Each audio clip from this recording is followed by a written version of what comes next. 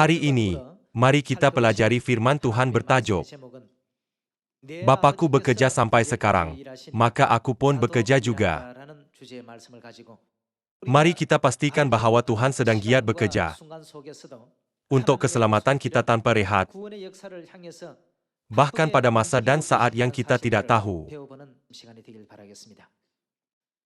Mari kita lihat buku Yohanes bab 5 ayat 17. Tetapi ia berkata kepada mereka, Bapakku bekerja sampai sekarang, maka aku pun bekerja juga. Tuhan telah memberikan firman-Nya kepada kita, bahwa Dia akan sentiasa bersama kita, berjalan bersama-sama di jalan Injil, dan memimpin kita sehingga pekerjaan penyelamatan selesai.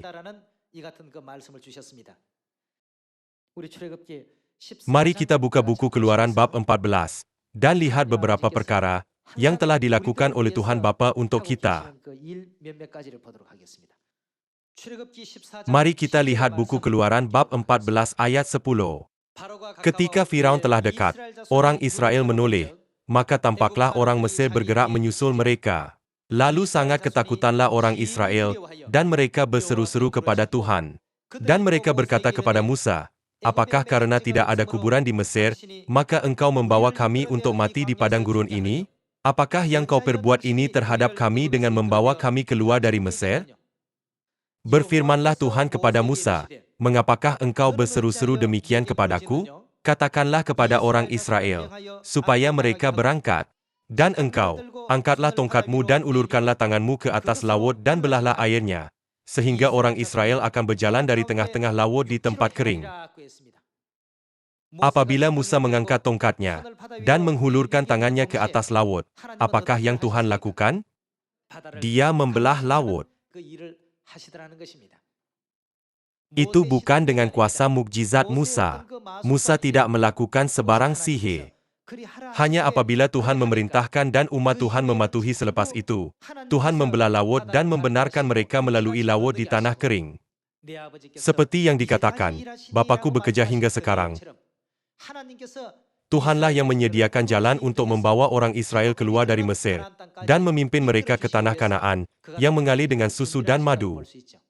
Itu ialah kerja Tuhan.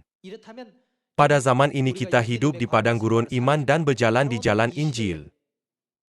Kalau begitu, siapakah yang akhirnya mencapai segala-galanya, sehingga kita memasuki kerajaan surga yang kekal? Kita hanya pergi dan patuh mengikut apa yang diperintahkan Tuhan.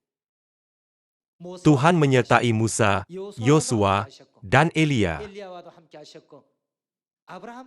Sama seperti Tuhan bersama Abraham dan Nuh, Dia juga bersama kita hari ini. Mari kita lihat satu ayat lagi dalam buku Markus bab 1. Markus bab 1 ayat 35. Pagi-pagi benar, waktu hari masih gelap, ia bangun dan pergi keluar. Ia pergi ke tempat yang sunyi dan berdoa di sana.